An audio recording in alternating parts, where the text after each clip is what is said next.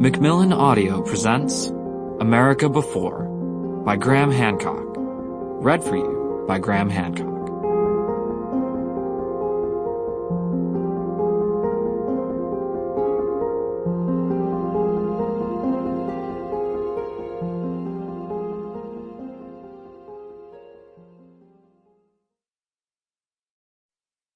I have in my shelves a renowned and much respected book titled History Begins at Sumer.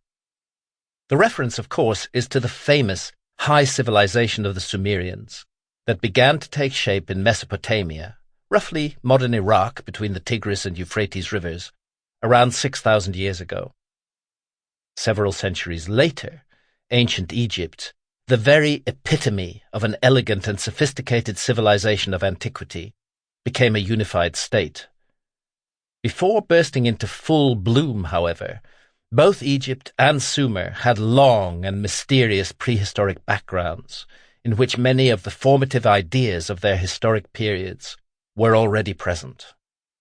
After the Sumerians and Egyptians followed an unbroken succession of Akkadians, Babylonians, Persians, Greeks, and Romans, and there were, moreover, the incredible achievements of ancient India and ancient China. It therefore became second nature for us to think of civilization as an old world invention, and not to associate it with the New World at all.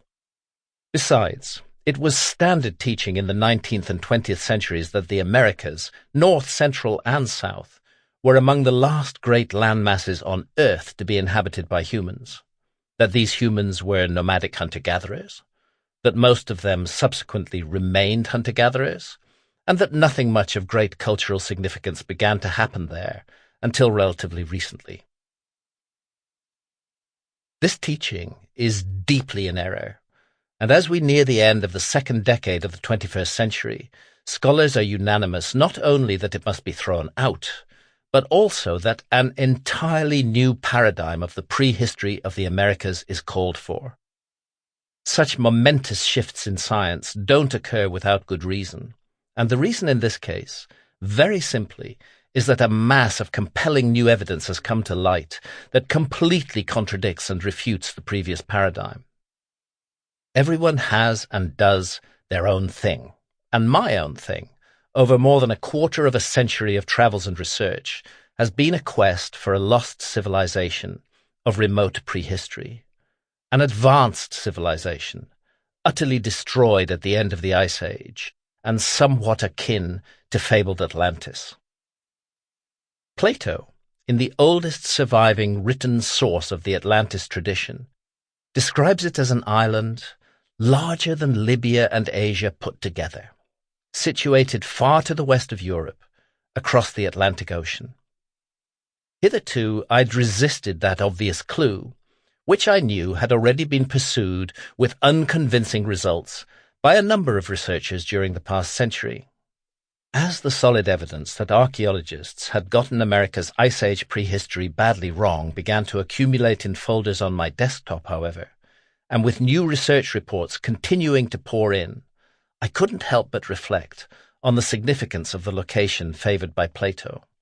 I had considered other possibilities, as readers of my previous books know, but I had to admit that an immense island lying far to the west of Europe, across the Atlantic Ocean, does sound a lot like America.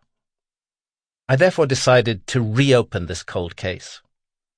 I would begin by gathering together the most important strands of the new evidence from the Americas. I would set these strands in order, and then I would investigate them thoroughly to see if there might be a big picture hidden among the details scattered across thousands of scientific papers in fields varying from archaeology to genetics, astronomy to climatology, agronomy to ethnology, and geology to paleontology. It was already clear that the prehistory of the Americas was going to have to be rewritten. Even the mainstream scientists were in general agreement on that. But could there be more? This book... Sample complete. Ready to continue?